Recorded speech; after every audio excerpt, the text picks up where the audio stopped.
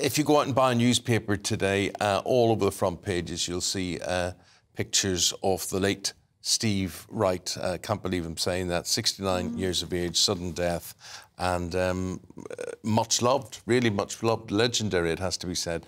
Paul Coyte is here, still in the studio, and Paul, your early days, big musical influences. You were a DJ as well, and you would have recognised a lot in Steve Wright that just set him apart. Yeah, absolutely. I mean, the majority of my career has been radio, and over 30 years, and Steve Wright.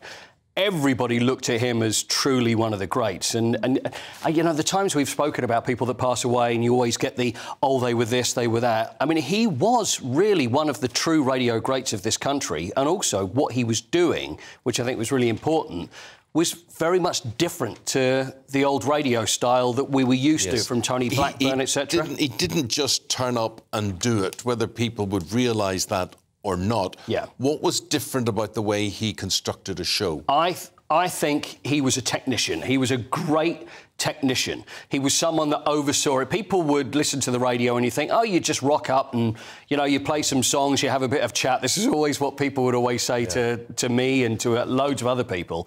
But what he did was he was a great technician, especially with his Radio 2 show. So that afternoon show, which he should still have been on right up until the very end.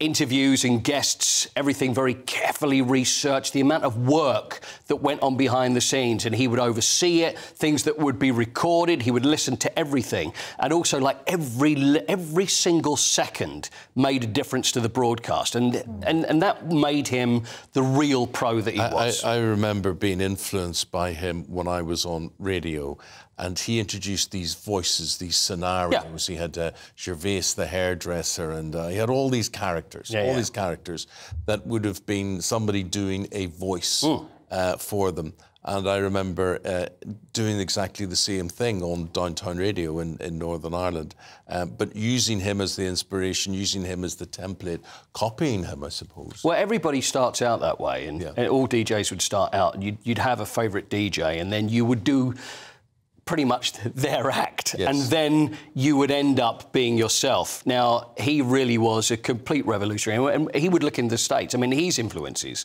would always have been what was going on in America, because as far as radio was concerned, it was light years ahead of what we were doing here, especially for the 70s and 80s. And then coming on to the 80s, it was just like this breath of fresh air. So the shows that he was doing for Radio 1 at the time were hilarious, it was different, there were characters, there was music, and nobody else was doing this. So he was true brilliant. Story. Oh, there's hundreds of them, isn't there? Hundreds of that stuff. So many things. Paul, really nice tribute. Thank you very much indeed. Steve Wright, who's died at the age of 69.